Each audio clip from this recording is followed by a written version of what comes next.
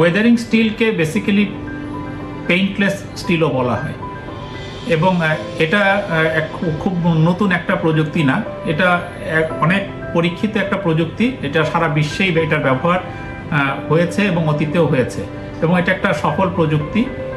এই প্রযুক্তিতে যেটা হয় সেটা হলো যে আমরা লোহাতে মরিচা ধরাটা অ্যালাউ করি, কিন্তু মরিচাটা এমন হবে, মরিচাটা একটা শক্ত আবরণ তৈরি করে লোহার উপরে এবং সেই আবরণটা পরবর্তীতে মরিচা ধরাটাকে প্রতিহত করে এবং মরিচাটাই পেইন্টের কাজটা করে।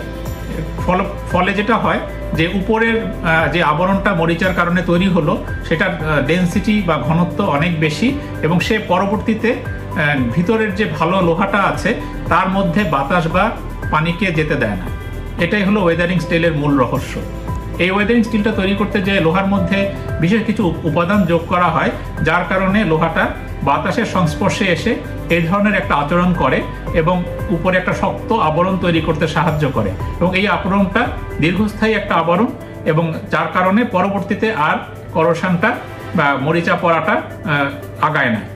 ওয়েদারিং স্টিলে যেই শক্ত আবরণটা তৈরি হয় সেই আবরণটা কিন্তু বাতাস থেকে জলীয় বাষ্প এবং অক্সিজেন নিয়ে তার মাধ্যমে তৈরি হয়।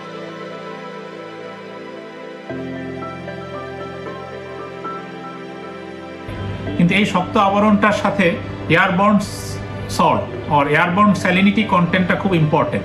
যদি এয়ারবর্ন স্যালিনিটি থাকে সেক্ষেত্রে কিন্তু ওয়েদারিং স্টিলের কার্যকারিতাটা কমে যায় এবং এটা সারা বিশ্বে প্রমাণিত।